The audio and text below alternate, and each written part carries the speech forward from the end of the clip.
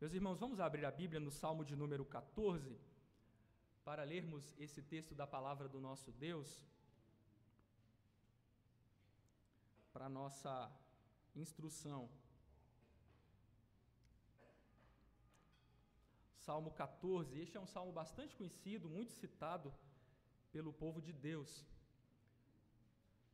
Eu na semana passada falei sobre o Salmo 13 e hoje daremos continuidade fazendo a exposição do Salmo 14. Eu peço que os irmãos acompanhem a leitura desse texto da palavra do Senhor, que nos diz assim: Ao mestre de canto, o Salmo de Davi. Diz o insensato no seu coração, não há Deus. Corrompem-se e praticam abominação. Já não há quem faça o bem. Do céu olha o Senhor para os filhos dos homens, para ver se há quem entenda, se há quem busque a Deus. Todos se extraviaram e juntamente se corromperam. Não há quem faça o bem, não há nenhum sequer. Acaso não entendem todos os obreiros da iniquidade, que devoram o meu povo como quem come pão, que não invocam o Senhor? Tomar-se-ão de grande pavor, porque Deus está com a linhagem do justo. Meteis a ridículo o conselho dos humildes, mas o Senhor é o seu refúgio. Tomara de Sião viesse já a salvação de Israel. Quando o Senhor restaurar a sorte do seu povo, então exultará Jacó e Israel se alegrará. Irmãos, eu tenho falado para os irmãos que a maioria dos primeiros salmos que encontramos no Saltério, logo após a introdução, que são os salmos 1 e 2, são salmos de lamento. Do Salmo 3 até o Salmo 14, que é o salmo em que nós estamos, a única exceção para esse tipo literário é o Salmo 8, que é um hino de louvor e de gratidão a Deus. Mas todos os outros salmos são salmos de lamento. Do Salmo 3 até o Salmo 14 são salmos de lamento, ou aquilo que poderíamos chamar de canções de desorientação. Eu tenho falado isso e repetido porque é importante que os irmãos guardem essa verdade no coração, porque, embora sejamos servos de Deus e já experimentemos as suas bênçãos com abundância, nós ainda vivemos num mundo caído, num mundo afetado pelo pecado. E os crentes também experimentam dias maus, dias de tristeza e de aflições. E é por isso que é tão importante entendermos as palavras dirigidas por Deus ao seu povo nestes salmos, que são compostos exatamente em ocasiões desta natureza, em ocasiões em que um servo de Deus ou o povo de Deus, os salmos de lamento podem ser individuais ou coletivos, em que um servo de Deus ou o povo de Deus, de maneira geral, experimentava graves aflições espirituais. Eu tenho dito para os irmãos que gosto muito de uma figura que é utilizada por um estudioso da literatura de sabedoria dos Salmos, que é comparar os Salmos com um templo, com um santuário, uma espécie de templo literário, e compará-lo com o templo de Jerusalém, com o templo que o Senhor Deus ordenou que o seu povo construísse. Os irmãos devem se lembrar que, diante do templo, existiam aqueles que eram os guardas da porta, os levitas que ficavam em determinadas portas, guardando a entrada do templo para que nenhum indivíduo que não estava autorizado ali entrasse. E o que é interessante é que eu considero, o estudioso que eu estou citando para os irmãos, o Tramper Longman, considera os dois primeiros salmos do Saltério como estes levitas que são os guardiões das portas deste santuário literário que é o livro dos Salmos. E quando você passa destes dois guardas, quando você recebe acesso a este belo santuário do Senhor, com o que você se depara? Você não se depara com canções de alegria, você não se depara com hinos de louvor, com salmos de ações de graça. Eles ficarão para depois, eles aparecerão, mas eles estarão lá adiante. Os primeiros salmos com que nos deparamos, depois de encontrarmos refúgio no Messias, como aprendemos lá no Salmo 2, versículo 12, bem-aventurado é todo aquele que encontrar refúgio no Messias. Depois que nos refugiamos no ungido do Senhor, em Cristo, e recebemos acesso a esse santuário, com o que nos deparamos? Nos deparamos com lágrimas, aflições, conflitos internos e externos, inimigos, desorientação espiritual, sombras. É com isso que nos deparamos com homens soturnos, descrevendo toda a sua tristeza pelas aflições que estavam experimentando. Estes salmos de lamento são fundamentais para nos dar uma perspectiva correta da vida. Meus irmãos, como dizia um professor amigo meu, existem alguns cristãos que vivem de acordo com a filosofia do bozo, que é sempre com um sorriso nos lábios, mas a vida não é assim. A vida não é só sorrisos aqui neste mundo caído e quebrado. A vida não é só alegrias, a vida também, o Senhor em sua providência, para nosso tratamento e crescimento espiritual, também nos concede ocasiões de tristeza e de aflições. Ocasiões em que diante de Deus apresentamos a nossa queixa. Há um salmo que eu gosto muito, o Salmo 142, que diz que diante dele a queixar-me eu estou. Há muitas ocasiões em que estamos na presença de Deus nos queixando, não de Deus propriamente falando, mas nos queixando das circunstâncias, das duras e prolongadas situações que experimentamos. Como vimos na semana passada, a expressão até quando, que denota uma prolongada aflição. Mas a grande questão que diz respeito a este salmo, saindo do tipo literário mais amplo e focando neste salmo em particular, o Salmo 14, o que deveríamos fazer é perguntar por qual motivo Davi está lamentando diante de Deus. O que leva Davi a se queixar? E os irmãos devem se lembrar de um segundo elemento que eu tenho citado nestas exposições dos salmos, que é a presença de adversários, a presença de oposição, a presença de conflitos e de inimizade. Até mesmo no hino de louvor, que nós já falamos, o Salmo 8, também aparecem adversários, o inimigo e o vingador. Notem este princípio, o princípio da antítese ou da inimizade, o conflito existente entre os crentes e os incrédulos, é um conflito que perpassa toda a Escritura. Eu sempre gosto de citar 2 versículos quando falo deste conflito.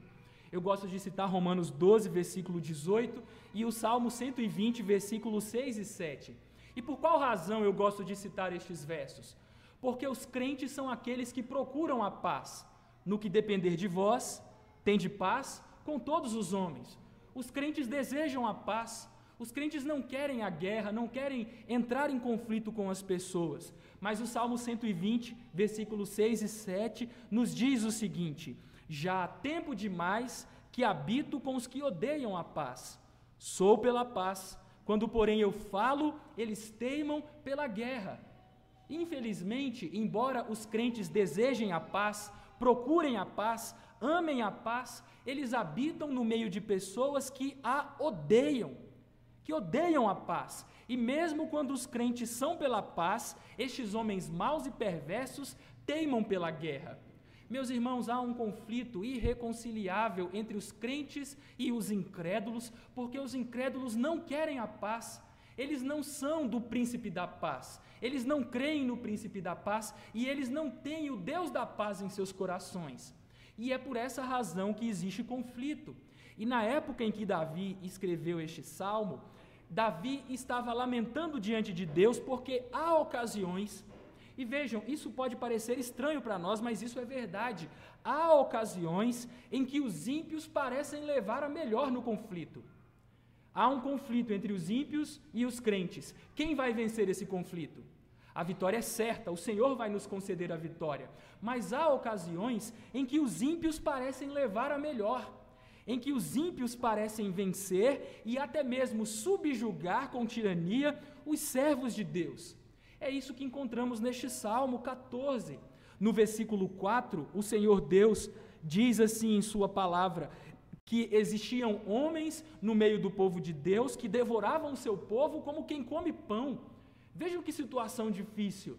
Eles estavam devorando o povo de Deus, subjugando com tirania, opressão, os servos do Senhor. No versículo de número 6, o Senhor Deus diz que eles metiam a ridículo o conselho dos humildes, dos pobres bem-aventurados que temem a Deus, os pobres de espírito. Vejam que coisa, há ocasiões em que parece que os ímpios estão levando a melhor. Há inclusive um texto no livro de Apocalipse, eu não me recordo, acabei não anotando, não tive tempo de procurar esse texto, mas é o texto em que diz de que durante um tempo as forças das trevas prevaleceram contra os santos e mataram os santos. Isso acontece, irmãos, às vezes. Às vezes a sensação que nós temos é que os ímpios vão nos destruir e que o juízo de Deus não recairá sobre eles. Você já experimentou isso? A sensação de que Deus não vê e não faz caso, de que os ímpios podem fazer qualquer coisa? Os salmistas experimentaram essa situação. Lá no Salmo 73, o salmista diz isso: eu vejo os ímpios fazendo mal, se eu proferisse palavras como essas, eu já seria destruído, mas os ímpios falam o que querem, procedem como querem. Às vezes parece que os ímpios vão levar a melhor, às vezes parece que os ímpios vão prevalecer, mas é aqui que há um outro elemento fundamental neste salmo, é que ele introduz, apesar de ser um lamento, ele introduz elementos da literatura de sabedoria, dos salmos de sabedoria. Quais são esses elementos? Ele fala de insensatos e de justos. Percebem essa oposição? Essa oposição é típica de Provérbios, especialmente naqueles provérbios lá a partir do capítulo 9, que são os chamados provérbios antitéticos, em que há uma oposição. O filho sábio é a alegria do pai, mas o filho insensato é a vergonha da mãe. Então estes salmos que fazem uma oposição, um contraste entre os prudentes, os que temem o Senhor, os que são homens de sensatez, sábios, e os que estão do outro lado, que não temem a Deus, que seguem o caminho da loucura, da insensatez espiritual. Ele introduz isso aqui. Ele começa com a expressão, diz o insensato, e depois ele fala dos justos, dos humildes de coração, dos pobres. Há esta oposição da literatura de sabedoria aparecendo aqui. E por que isso é importante? Porque vejam, meus irmãos, diante de situações como esta, em que os ímpios parecem prevalecer, como devemos encarar essas situações? Com sabedoria. Devemos olhar para essas situações à luz da palavra de Deus. E o que aprendemos? Eu fiz questão de ler Eclesiastes capítulo 8, de 10 a 13, porque ali nós observamos o pensamento do justo e o pensamento do insensato, o pensamento do sábio e o pensamento do tolo. Como o tolo pensa? Ora, já que Deus está demorando para me julgar, o que eu vou fazer? Eu vou fazer o mal, porque nada vai me acontecer. Ele diz no versículo 11, visto como se não executa logo a sentença sobre a má obra, Eclesiastes 8, versículo 11, visto como não se executa logo a sentença sobre a má obra, o coração dos filhos dos homens está inteiramente disposto a praticar o mal. Como o insensato encara a paciência de Deus? Como uma oportunidade para fazer maldade. Mas e o justo, como encara? Ele olha com sabedoria. Eclesiastes continua no capítulo 8, versículo 12, ainda que o pecador faça o mal 100 vezes, e os dias se lhe prolonguem, como era o que estava acontecendo no Salmo 14, eu sei com certeza que bem sucede a quem? Aos que temem a Deus. E quanto ao perverso? O perverso não irá bem, nem prolongará seus dias. Pode morrer com 200 anos, mas os dias dele não se prolongarão, porque será lançado no inferno. Os seus dias não se prolongarão, será como a sombra, visto que não teme diante de Deus. O Salmo 14, portanto, é colocado diante de nós para que aprendamos a avaliar a vida. Quando os ímpios parecem prevalecer, como devemos encarar a vida? Como um insensato que vê nisso uma ocasião para praticar o pecado e o mal? Ou como um justo, um sábio, que tem consciência de que o Senhor, no devido tempo, não no nosso tempo, mas no tempo dele, haverá de julgar os perversos? Como devemos encarar as coisas? É para isso que o Salmo 14 foi escrito, para nos ajudar a entender o problema da maldade, o problema dos justos que sofrem e dos ímpios que prosperam. Como lidar com essa situação? É isso que o Salmo 14 nos ensina. Ele fala do insensato, da visão do insensato, da visão de Deus e do que acontecerá aos humildes, aos justos de coração, aqueles que temem a Deus. Vamos olhar por partes este salmo? Comecemos com a descrição do insensato. Vejam, irmãos, no versículo 1 lemos o seguinte: diz o insensato no seu coração, não há Deus. Corrompem-se e praticam abominação, já não há quem faça o bem. Vejam, é importante ressaltar uma coisa: Todas as vezes que lemos este salmo, imediatamente o aplicamos contra qual filosofia equivocada? Contra o ateísmo, não é verdade? Este salmo é frequentemente utilizado para descrever a insensatez espiritual ou para advertir os ateus com respeito à sua insensatez espiritual, porque negam de forma absoluta a Deus. Ou seja, este salmo pode ser utilizado como uma advertência contra o ateísmo teórico. Mas, apesar disso, embora possamos usá-lo para contrariar aqueles que negam peremptoriamente a existência de Deus, o que o salmista está contradizendo aqui, o que o salmista está combatendo, não é o ateísmo teórico. Até porque, irmãos, entre os ímpios que viviam em Israel e os ímpios das nações que cercavam Israel, das nações distantes, quase todos eles criam em Deus. Isso fica muito evidente lá em Atos 17, quando ele chega em Atenas, a cidade mais culta daquela época, e aqueles homens eram homens religiosos que serviam seus deuses. Em outras palavras, o salmista aqui não está a tratar de uma declaração pública e bem articulada sobre a existência de Deus. Ele não está num debate contra um ateu teórico. O salmista está descrevendo uma atitude de coração que se manifesta na prática, não nas palavras, não no discurso teórico. Vejam que, de acordo com o salmista, ele não está falando de um discurso público, de uma defesa racional da inexistência de Deus, portanto do ateísmo teórico. Ele está falando de algo que se passa no coração. Diz o insensato onde? Com a sua boca? Não, no seu coração. É provável que estes homens não negassem a Deus com seus lábios, mas em seu coração e com as suas práticas, com o seu estilo de vida, eles viviam como se Deus não existisse, ou como se Deus não se importasse com as coisas injustas que se passam no mundo. Em outras palavras, o que está sendo combatido aqui é o ateísmo prático, isto é, aquelas pessoas que, ainda que não neguem a Deus filosoficamente, em seu estilo de vida, vivem como se Deus não existisse. E há muitos que vivem assim.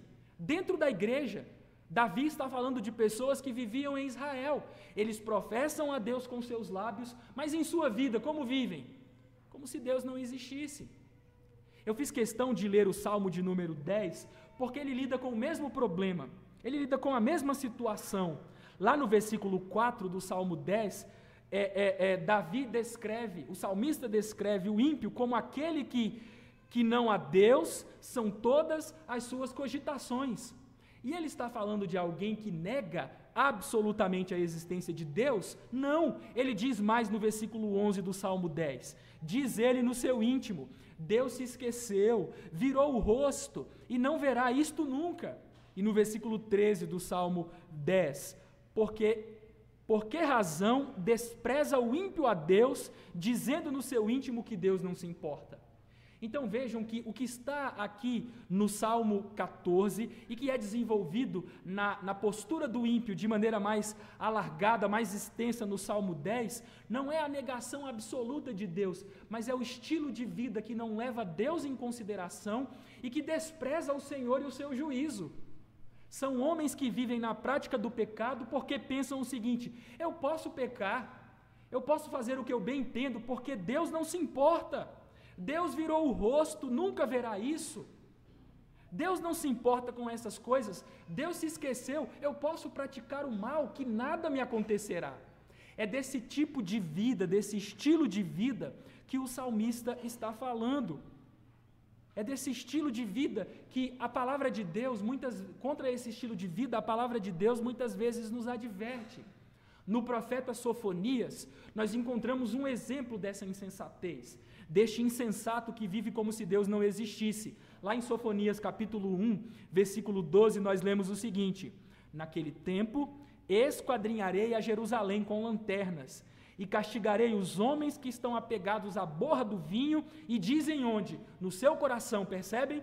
É uma questão do coração que se manifesta na prática, não num discurso articulado, filosoficamente, racional, em favor do ateísmo. Não é isso, é algo que se passa no coração e que se traduz na prática. Vejam o que o povo de Jerusalém dizia: O Senhor não faz bem nem mal. O Senhor não faz bem nem faz mal. Vejam a perspectiva daqueles indivíduos. Deus não faz bem nem mal. Se o bem nos acontece, é por causa da força do nosso braço. E se nós fizermos a maldade, nada vai nos acontecer, porque Deus não faz bem nem mal. Deus é inofensivo. É dessa maneira que aqueles homens viam a Deus. O ateu prático é aquele que considera Deus inofensivo, incapaz de julgar, de corrigir a maldade, de castigar o ímpio por sua impiedade. Este é o ponto que é retratado neste salmo. Como não se executa logo a sentença, o que os homens pensam? Não estou nem aí para Deus, Deus nem existe, seu juízo não vai me alcançar. É assim que pensa o ateu prático, e é contra essa insensatez espiritual que o salmista está combatendo aqui. É essa insensatez espiritual que o salmista está combatendo aqui. E por causa dessa visão de que Deus não faz bem nem mal, o que estes homens fazem? Corrompem-se, praticam abominação e não fazem o bem. O ateu prático, além de viver como se Deus não existisse, desanda na prática do mal. E vejam, esse é um ponto importante. Esse texto não está descrevendo apenas aqueles homens abertamente imorais, cheios de vícios e de defeitos evidentes. Quando lemos sobre textos como esse, imediatamente pensamos naqueles homens terríveis, malvados, cheios de vícios, exteriormente imorais. Mas não é apenas contra isso que esse texto está falando. Esse texto também combate a moralidade autônoma. E o que eu chamo de moralidade autônoma? São aqueles indivíduos que são justos aos seus próprios olhos, que têm uma moralidade apartada das Escrituras, hipócritas, que vivem de acordo com a tabuinha que eles mesmos inventaram, não de acordo com as tábuas da lei de Deus. E há tantas pessoas assim. Essas pessoas são descritas na Bíblia como sepulcros caiados, que por fora são bonitos, mas o que há dentro delas? Maldade, sujeira, podridão. Esse texto não está combatendo apenas os pecadores abertamente imorais, mas os pecadores que se julgam melhores do que os outros. Aqueles pecadores de moralidade autônoma, que vivem de acordo com sua tábua moral e não de acordo com a palavra de Deus. Um comentarista disse algo muito interessante sobre este tipo de ateísmo. Ele diz o seguinte: em seus corações, abre aspas, em seus corações negam a importância prática da existência de Deus. Dentro da congregação, eles imitam os sons da fé, mas o seu verdadeiro eu mostra desrespeito para com Deus, seus mandamentos e seu povo. Fecha aspas. Vejam, há pessoas no meio do povo de Deus que imitam os sons da fé, que parecem crentes, mas no coração negam a importância prática de Deus, da existência de Deus. Em seus corações, no seu verdadeiro eu, porque o homem não é aquilo que os lábios falam, o homem pode mentir com seus lábios. O homem é o que está no seu coração, tal qual o rosto é refletido na água, assim o homem é reflete o seu coração. Nós somos o que se passa no nosso coração, e ainda que com os nossos lábios imitemos os sons da fé, há muitos que em seu coração, no seu verdadeiro eu, desconsideram e desprezam a Deus, seus mandamentos e seu povo. Essa é a realidade de muitos que estão sentados nos bancos da igreja. Eles professam o nome do Senhor, mas vivem como se Deus não existisse e como se Deus não fosse julgá-los. Isso é uma insensatez. Este homem é um insensato. Sabem qual é a palavra bíblica utilizada aqui para insensato? Eu vou terminar esse ponto citando isso. É a palavra Nabal. Os irmãos se recordam desse nome? Nabal. Nabal era um homem que vivia como se Deus não existisse. Ele era insensato. E a sua esposa, Abigail, diz isso para Davi. Ela diz lá em 1 Samuel 15, 25: não se importe o meu senhor com este homem de Belial, a saber, com Nabal.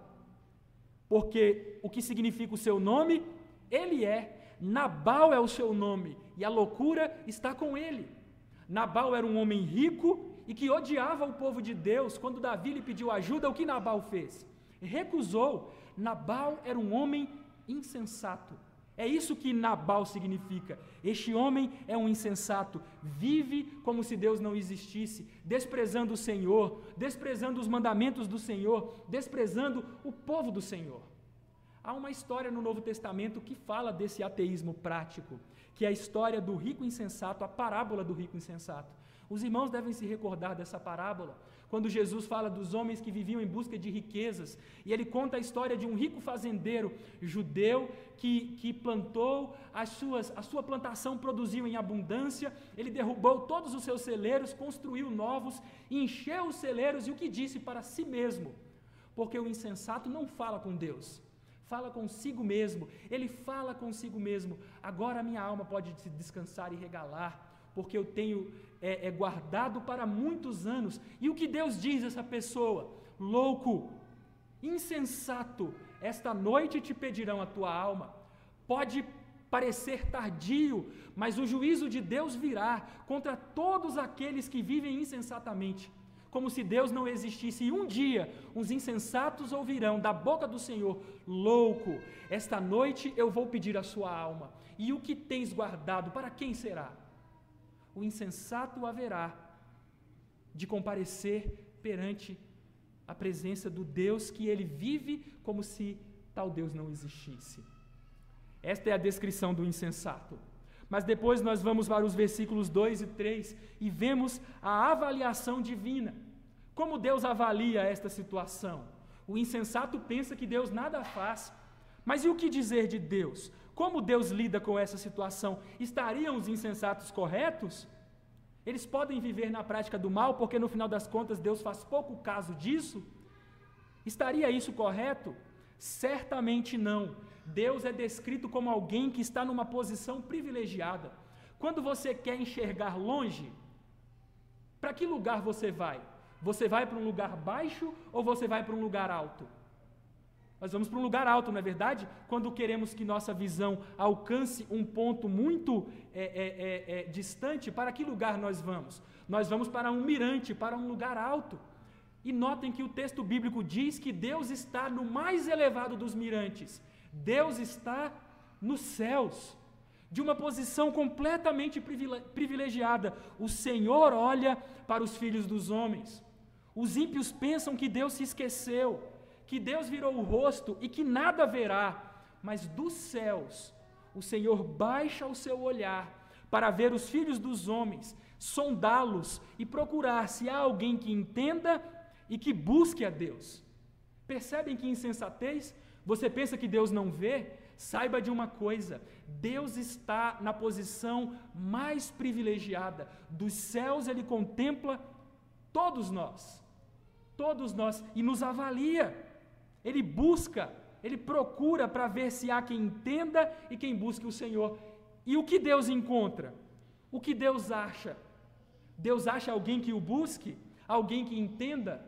Meus irmãos, a descrição do homem sem Deus, do homem que não teme o Senhor no versículo 4, é uma descrição, no versículo 3, é uma descrição alarmante, assustadora. E é isso que chamamos de depravação total ou depravação generalizada. É dessa doutrina que o salmista está falando. Ao invés de encontrar pessoas que busquem a Deus e que compreendam o mundo, que são pessoas sábias, de bom tino, de bom juízo, o que Deus encontra? Deus encontra pecadores terríveis, homens maus, perversos.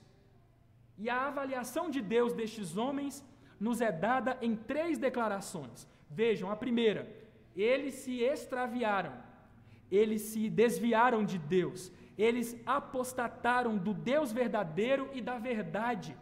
Eles vivem alienados do Senhor, se apartaram do Senhor. Esta é a primeira declaração: os homens se extraviaram. A segunda: os homens se corromperam.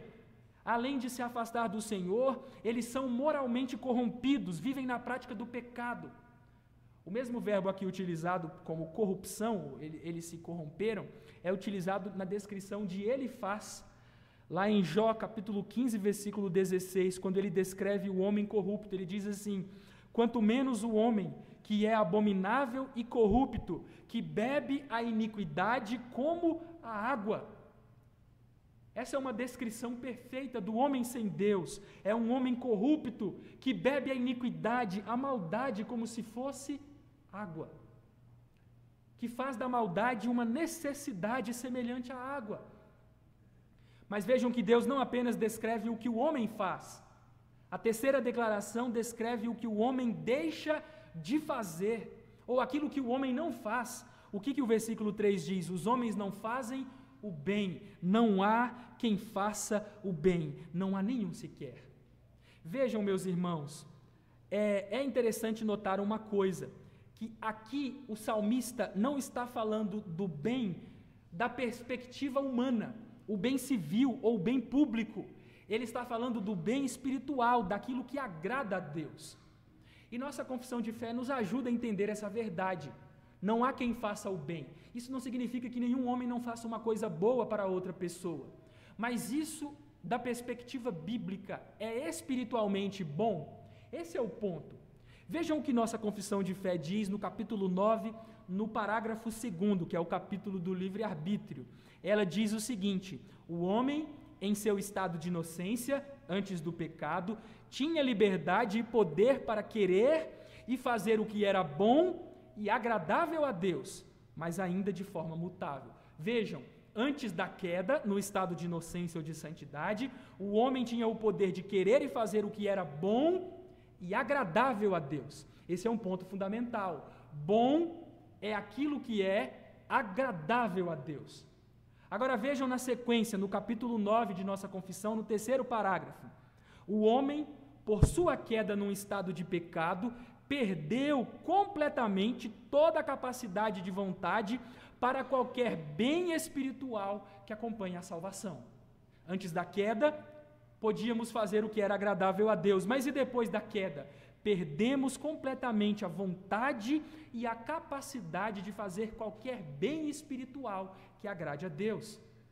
E o que seria, portanto, o bem espiritual? A nossa confissão diz no capítulo 16, parágrafo 7º, que é o capítulo das boas obras, sobre o bem feito pelos não regenerados, pelos incrédulos. Ela diz o seguinte: as obras feitas pelos não regenerados, embora sejam, quanto à matéria, coisas que Deus ordena e úteis tanto a si mesmo como aos outros, e eu paro aqui para explicar que as coisas boas que os homens fazem são boas para eles, úteis para eles e também para os outros. Mas isso é bem, é o bem espiritual? Isso é uma coisa boa? Vejam que a confissão continua dizendo: contudo, porque não procedem de corações não purificados pela fé, não são feitas devidamente, segundo a palavra, nem para um fim justo, a glória de Deus. São, portanto, pecaminosas e não podem agradar a Deus, nem preparar o homem para receber a graça de Deus. Uma coisa só é boa quando é feita em submissão às Santas Escrituras, segundo a palavra, e com um fim justo, a glória de Deus. O homem não regenerado pode fazer isso? Pode agir em submissão à palavra de Deus e para a glória de Deus? De maneira nenhuma, nenhum homem pode fazer isso. Portanto, até mesmo as coisas boas que os homens fazem são pecaminosas e não podem agradar a Deus. Vejam que coisa terrível, meus irmãos. A melhor coisa que um homem não regenerado pode fazer é odiável aos olhos de Deus. A melhor coisa que um homem pode fazer é desagradável aos olhos do Senhor. As nossas boas obras pregaram os pés e as mãos do nosso Senhor Jesus Cristo na cruz. O que de melhor fazemos não é suficiente para agradar a Deus. Não há quem faça o bem. Aquilo que agrada a Deus, o homem não regenerado, tudo aquilo que ele faz, até mesmo o que é bom aos olhos dos homens, é mal aos olhos de Deus. Essa é uma verdade terrível, não é verdade, meus irmãos? Essa é uma doutrina bíblica que nos espanta. E sabe o que é mais espantoso? É que o texto não apenas fala da depravação total ou generalizada. o texto fala da universalidade desse problema. De que homem Davi está falando neste salmo? De alguns poucos? Não, Davi está falando de todos nós. Essa é a condição de todos nós, a parte da obra do Espírito Santo. Essa não é uma desvantagem de alguns homens ímpios, não. Essa é a condição de todo pecador. Vejam como os termos aqui são todos eles universalizantes. No versículo 3, todos se extraviaram. Quem se extraviaram? Todos. Todos se extraviaram. Aqui é traduzido como juntamente, mas poderia ser traduzido como juntos se corromperam. Todos estes que se extraviaram, juntos se corromperam. E agora vejam que há aqui uma descrição, 2 vezes, não há quem faça o bem, não há nenhum sequer. Quem faz o bem aos olhos de Deus, a parte da obra do Espírito Santo? Ninguém, não há nenhum homem que faça essas coisas. A depravação total não é a descrição de alguns homens apenas, é a descrição de todos nós. Todos os homens, a parte da obra do Espírito Santo, estão em completa ruína espiritual. Todas as suas faculdades, razão, palavras, emoções, afetos, vontade, tudo foi contaminado pelo pecado. Todos nós, depravação total não diz respeito à intensidade da maldade, porque poderíamos ser muito piores. Poderíamos ser muito piores. Não somos, porque Deus coloca freio em nós. Como num cavalo e numa mula, Deus coloca um freio, o poder da espada, o medo do Estado nos matar, nos homens. Poderíamos ser muito piores. Não é disso que depravação total fala. Depravação total é a respeito da extensão. O homem, em todas as suas faculdades, em todas as suas capacidades, foi contaminado pelo pecado. Qual homem? Alguns? Não, todos. Todos nós. E vejam que coisa, irmãos. Vejam que coisa. No Salmo 8, nós aprendemos a respeito da grandeza do homem.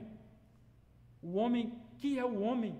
Que dele te lembres, e o filho do homem que o visites. E a resposta é belíssima. Por um pouco menor do que Deus o fizestes, de glória e de honra o coroastes. Fomos feitos à imagem e semelhança de Deus. Que coisa gloriosa! Que coisa majestosa, refletir o Criador. Mas, meus irmãos, por causa do pecado, perdemos o elemento fundamental da imagem do Senhor em nós, que é aquilo que os nossos símbolos de fé chamam de justiça original. Esse é o aspecto mais importante da Imago Dei, e isto perdemos. Eu cheguei a pensar que perdemos tudo, mas eu acredito que há alguns elementos que foram preservados da imagem de Deus em nós. Mas o elemento fundamental foi perdido. Justiça original. O homem não conhece a Deus. O homem não é justo e o homem não vive no caminho da santidade. Foi necessário que Cristo, o profeta que conhece a Deus, o rei que julga com justiça, e o sacerdote que é santo ao Senhor, viesse nos resgatar. Porque a parte de Cristo e de sua obra bendita executada no tríplice ofício, porque estes 3 elementos da justiça original, conhecimento, justiça e santidade, são recuperados pelo Senhor em seu tríplice ofício, profeta, rei e sacerdote. É Ele quem nos resgata, porque a parte de sua obra e da obra de seu Espírito, quem somos nós? Extraviados, apóstatas, corrompidos, incapazes de fazer o bem que agrada a Deus. Essa é a avaliação do Senhor. Mas o Senhor, além de avaliar o homem e sua maldade, profere um julgamento nos versos 4 a 6. Temos aqui uma espécie de anúncio profético do juízo de Deus. Lembrem-se de Eclesiastes. Porque a sentença demora de ser aplicada, os homens se julgam livres para fazer a maldade. Mas esse texto nos deixa claro que o Senhor haverá de julgar a maldade. O Senhor haverá de julgar a maldade. O Senhor haverá de julgar os maus. Antes de anunciar o seu juízo profético contra os maus, mais uma vez o Senhor descreve os ímpios. ele oferece uma descrição adicional. Olhem como Deus diz aí a respeito dos ímpios. Quem são eles? O versículo 4. São obreiros da iniquidade, pessoas que devoram o povo de Deus como quem come pão e indivíduos que não invocam o Senhor. O ímpio, as características do ímpio podem ser resumidas a quem Deus irá julgar, a quem Deus irá punir e castigar. As características do ímpio podem ser resumidas nestes três aspectos. Quem é o ímpio? O ímpio é um homem que pratica o mal, é um obreiro da iniquidade, é alguém que pratica a injustiça, que é contrário à lei e à vontade de Deus. O que mais? O ímpio é alguém que odeia os piedosos servos de Deus, que despreza os servos do Senhor. E aqui encontramos um contraste. Está bem pertinho aí, então vou pedir para você acompanhar comigo. Olha o Salmo 15, versículo 4. Talvez esteja na mesma página de sua Bíblia. Salmo 15, versículo 4. Descrevendo o homem justo. O que a seus olhos tem por desprezível ao réprobo, mas honra aos que temem ao Senhor. Agora no Salmo 16, versículo 3. Quanto aos santos que há na terra, são eles os notáveis nos quais tenho todo o meu prazer. Qual é a característica do piedoso? Ele ama os piedosos. Ele ama os santos. Mas qual é a característica do ímpio? Ele odeia o povo de Deus. Ele devora o povo de Deus como quem come pão. Para ele é natural desprezar, agir para prejudicar o povo de Deus como comer pão. Um elemento da dieta básica do povo de Israel. É como comer pão, é assim ainda hoje, né? É assim ainda hoje. Para o ímpio, fazer mal ao piedoso é tão natural quanto comer pão. E mais do que isso, ele vive contrariando a lei de Deus, é um obreiro da iniquidade, ele odeia os piedosos servos de Deus, e em terceiro lugar, ele não ama a adoração, ele não invoca o nome do Senhor. Meus irmãos, essa descrição é uma descrição que, eu digo isso, não digo com alegria, digo com tristeza, e vou baixar a voz para não parecer agressivo, mas para a minha tristeza e para a tristeza dos piedosos, essa descrição feita pelo Senhor caracteriza muitos que se dizem crentes, que vivem na prática do pecado, que odeiam os santos e que desprezam o culto. Vejam que coisa, essas três características se aplicam de maneira muito clara para muitos que estão na casa de Deus. Quantas vezes você não viu pessoas zombando de quem guarda o dia do Senhor? Crentes? Eles procuram devorar o povo de Deus como quem come pão. É esse ódio desprezível que não se manifesta de modo mais irado, porque essas pessoas não têm força. Mas se tivessem, fariam isso. Quantas pessoas desprezam os santos, porque amam a santidade, chamam os santos de tolos, radicais, legalistas ou coisas dessa natureza. No meio da igreja visível, está cheio de gente assim, que vive na prática da iniquidade e odeia aqueles, desprezam. O ódio está lá e revela-se no desprezo. Vivem na prática da iniquidade e desprezam aqueles que com sua vida de santidade denunciam a própria impiedade destes. Meus irmãos, isso aqui não é uma descrição de quem está do lado de fora. Também, infelizmente, é uma descrição de muitos que estão sentados nos bancos da igreja. E no que diz respeito ao culto, quantas pessoas desprezam o culto do Senhor, acham cansativo, trocam o culto por um amigo, um parente, uma visita, o jogo do clube do seu coração. Percebem que coisa terrível? Como a iniquidade é mais perigosa do que estamos acostumados a pensar? Deixe-me dizer uma coisa para você, e mais uma vez eu vou baixar meu tom de voz. Se você vive na prática da iniquidade e despreza aqueles que buscam viver em santificação, e despreza o culto, você está vivendo como um ateu prático. Você se enquadra no que este salmo diz. Diz o insensato no seu coração, não a Deus, você está vivendo como se Deus não existisse. Que triste é a sua situação. Arrependa-se, volte-se para o Senhor, deixe de ser insensato. Deus haverá de julgar os que vivem dessa forma. A igreja visível está cheia de pessoas que na prática são Ateus, isso é uma tristeza, meus irmãos. Ouvem a palavra de Deus e a palavra não lhes toca. Pelo contrário, gera maior desprezo por Deus e por seus santos, pelo culto, e eles se endurecem na prática da iniquidade. Meus irmãos, isso é terrível, mas notem, isso é ainda mais terrível porque Deus haverá de julgar. Ele diz o seguinte, no versículo seguinte, no versículo 5, tomar-se-ão de grande pavor, porque Deus está com a linhagem dos justos. Esse verbo é um verbo que eu já falei disso, vou apenas repetir quando estava expondo Juízes. Este é um verbo que descreve ações pretéritas, um verbo que descreve ações passadas, mas ele é usado aqui para descrever uma ação futura, tomar-se-ão de grande pavor. Isso é o que eu chamo de uso, não eu, estudiosos, uso proléptico do verbo, ou perfeito profético. O que isso significa?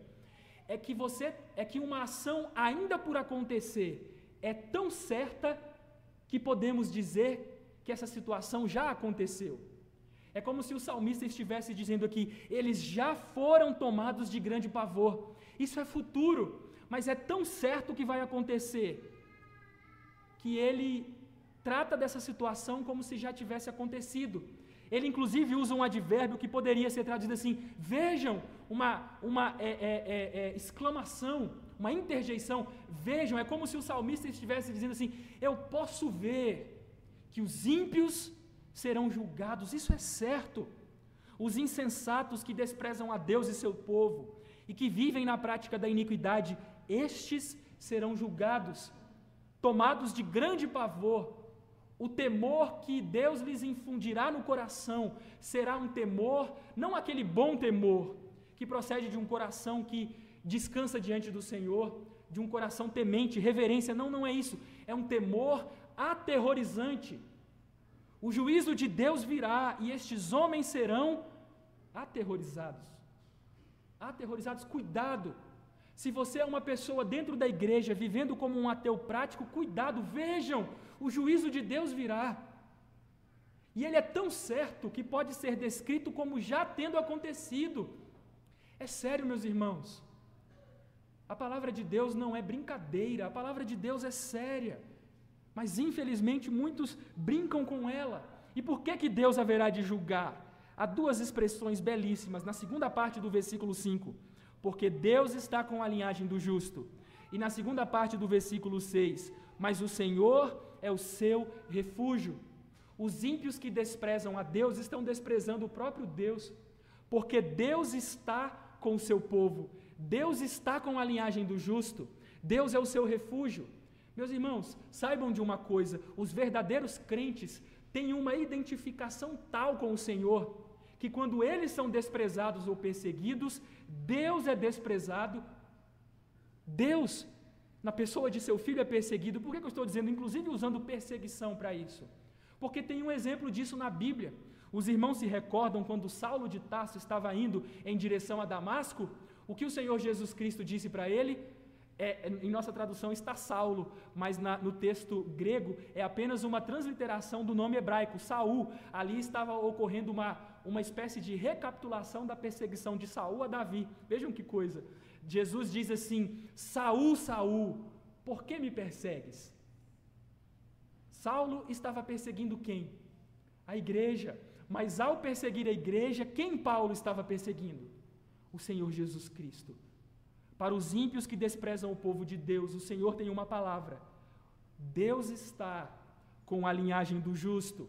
O Senhor é o seu refúgio. É por essa razão que Deus aplica severo castigo contra aqueles que vivem na iniquidade, desprezam o povo de Deus e desprezam o Deus do povo, o Senhor da aliança. Uma última parte do Salmo. Na parte final, no versículo 7, encontramos a esperança do justo. Como em quase todos os lamentos, esta canção de desorientação termina com uma palavra de esperança. Meus irmãos, que coisa bela! Mesmo quando estamos sofrendo, podemos nutrir em nosso coração esperança. Deus está com a linhagem dos justos. O Senhor é o nosso refúgio. E qual é a esperança deste homem? Primeiro, ele a expressa num desejo. Ele diz assim, no versículo 7, tomara de Sião viesse já a salvação de Israel. E depois de expressar seu desejo, a sua esperança em forma de desejo, ele então expressa a sua esperança em forma de convicção. Quando o Senhor restaurar a sorte do seu povo, vejam, ele está certo que isso vai acontecer. Ele não diz se o Senhor, mas quando o Senhor restaurar a sorte do seu povo, então que Jacó exulte, que Israel se alegre. Exultará Jacó e Israel se alegrará. Meus irmãos, resumindo, porque eu já me alonguei bastante, eu acho que este texto final, esta esperança final, tem relação com a igreja, que é a Sião celestial, conforme aprendemos em Hebreus capítulo 12, versículo 22. De Sião, a Sião veio a nossa salvação, o Senhor Jesus Cristo, e os gentios foram introduzidos em Sião, os gentios foram introduzidos no povo de Deus. Como diz Isaías, em Isaías capítulo 2, versículo 3, o Senhor, em Isaías capítulo 2, versículo 3, irão muitas nações e dirão, vinde, subamos ao monte do Senhor e à casa do Deus de Jacó, para que nos ensine seus caminhos e andemos pelas suas veredas, porque de Sião sairá a lei e a palavra do Senhor de Jerusalém. Certamente este salmo tem que ver com esta esperança, a esperança da introdução dos gentios na família da aliança, das bênçãos de Deus alcançando os gentios, do tempo dos gentios. Mas eu acredito, irmãos, que este salmo, profeticamente, o servo de Deus, Davi, estava falando a respeito de algo que ainda está por acontecer. Ainda está por acontecer, que é o seguinte, vejam, de forma resumida, meus irmãos, Israel, o povo de Israel, aquele povo, o povo judeu, está debaixo da maldição do Senhor, não da bênção, como muitos equivocadamente pensam. Porque Israel nega o Messias, nega o Senhor Jesus Cristo. Israel é uma nação e os judeus que não temem o Senhor são pessoas que estão debaixo da maldição da aliança. Deus retirou o reino daqueles indivíduos e concedeu este reino a uma nação, a igreja, a sinagoga de nações, para que a igreja produzisse os devidos frutos. Então, Israel vive numa condição espiritual ruim, negativa hoje em dia. Mas a palavra de Deus fala de uma esperança, a esperança de que o Senhor haverá de chamar novamente os judeus. Essa esperança aparece em Isaías capítulo 59, versículo 20, quando o profeta diz, virá o Redentor a Sião, e aos de Jacó que se converterem, diz o Senhor. E o apóstolo Paulo, citando esse texto em Romanos 11, de 25 a 26, profere as seguintes palavras, porque não quero, irmãos, que ignoreis esse mistério, para que não sejais presumidos em vós mesmos, que veio o endurecimento em parte a Israel, até que haja entrado a plenitude dos gentios, e assim todo Israel será salvo, como está escrito, ele cita Isaías 59, virá de Sião o libertador, e ele apartará de Jacó as impiedades. A esperança do apóstolo Paulo é que haverá um dia, nos atos redentores de Deus na história, em que o povo de Deus será novamente chamado, o povo judeu, melhor dizendo, será novamente chamado. Quando o tempo dos gentios alcançar a sua plenitude, então Deus haverá de restaurar o povo de Israel, este povo que agora vive em oposição ao Messias, pranteará diante do Messias e se voltará para o Senhor.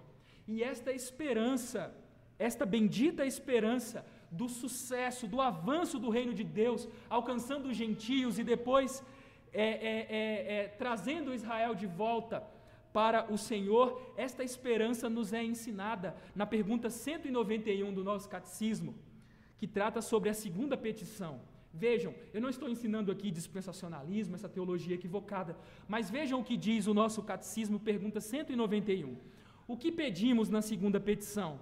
A resposta, na segunda petição, que é, venha o teu reino, reconhecendo que nós e todos os homens estamos por natureza sob o domínio do pecado de Satanás, pedimos que o domínio do mal seja destruído, o evangelho seja propagado por todo o mundo, os judeus chamados e a plenitude dos gentios seja consumada. Meus irmãos, estamos tão habituados a fazer orações por coisas tão pequenas e do cotidiano, e Deus atenta para estas coisas, mas Deus nos deu um privilégio, o privilégio de, em resposta às nossas orações, o evangelho se propagar por todo o mundo, os judeus serem chamados e a plenitude dos gentios consumada. Essa é a esperança que o povo de Deus tem nutrido no decorrer da história. A esperança de que este povo que agora vive de maneira recalcitrante, em desobediência a Deus, debaixo de maldição, será enfim chamado. Muitos judeus têm sido chamados no decorrer da história, como o apóstolo Paulo diz. Mas esta profecia de Romanos 11, 25 e 26 e de Isaías 59, 20, não é uma profecia que faz referência aos judeus que têm sido chamados na história, mas aquele grande avivamento, aquela grande conversão de milhares, de muitos, de massas de judeus se convertendo ao Senhor. Eu aguardo esse dia, porque o desejo do meu coração, a semelhança do desejo de Davi, é que de Sião venha a salvação, que o Senhor, quando restaurar a sorte do seu povo, nos dê a oportunidade de exultar e de nos alegrarmos. O meu desejo é que a glória do Senhor, o conhecimento da glória do Senhor, encha a terra como as águas cobrem o mar. Eu não espero que existam algumas lagoas no mundo, porque não é isso que a Bíblia promete. A Bíblia não promete um laguinho aqui, outro laguinho acolá, talvez um rio aqui, um pequeno mar ali. Não. O Senhor promete que a glória, o conhecimento da glória do Senhor, encherá a terra como as águas cobrem o mar. Eu almejo esse dia, e eu oro por ele tal qual o salmista: tomara de Sião viesse a salvação de Israel. Ouve as nossas orações, Senhor, para que exultemos e nos alegremos em Ti. Esse deve ser o desejo dos crentes e a esperança dos crentes. Eu termino, meus irmãos, fazendo algumas aplicações. A primeira delas é: não interprete duas aplicações apenas, e hoje serão duas, não três, como na semana passada, mesmo anunciando duas. Duas aplicações apenas. A primeira: não interprete a paciência de Deus como incapacidade para julgar. Tem muitas pessoas que pensam assim: Deus está demorando para julgar, então Ele nunca vai julgar. Não interprete a paciência de Deus dessa maneira. A paciência de Deus deve nos incentivar ao arrependimento, não ao pecado. Lembre-se disso. Ainda que o pecador faça o mal 100 vezes e os dias se lhe prolonguem, eu sei com certeza que bem sucede aos que temem a Deus. Os pecadores que vivem como se Deus não existisse serão julgados. Não trate a paciência de Deus como motivo para pecar, mas como motivo para se arrepender. Quando Deus demora em executar o juízo, na nossa perspectiva, Deus sempre executa o juízo no tempo certo. Mas quando de nossa perspectiva Deus demora de executar o juízo, isso é sua paciência, longanimidade. Isso não diz respeito à sua incapacidade, ou o fato de que Deus é inofensivo, Deus não faz nem bem nem faz mal. Tome cuidado como você interpreta a paciência de Deus. E para finalizar, meus irmãos, este salmo descreve a nossa depravação. Todos se extraviaram, todos juntamente se corromperam juntos. Não há quem faça o bem, não há nenhum sequer. Meus irmãos, não há justo. Não há nenhum justo com base em sua própria justiça. Todos somos pecadores perdidos, e a nossa justiça está em Cristo, o nosso Salvador. Esse texto, ao descrever a nossa miséria, ao descrever as profundas trevas espirituais em que estamos, nos lembra de uma verdade. Para a nossa salvação, precisamos do Senhor Jesus Cristo. Que Deus nos conceda a graça de seu Espírito, vindo aos nossos corações e nos capacitando a crer, porque é pela fé que somos justificados, é pela fé que o nosso coração é purificado, e é pela fé que fazemos aquilo que está de acordo com a palavra de Deus e que é feito para a glória de Deus, isto é pela fé que fazemos o bem espiritual que agrada a Deus. Que Deus nos abençoe e tenha misericórdia de nós e nos livre da insensatez. Vamos ficar em pé, meus irmãos?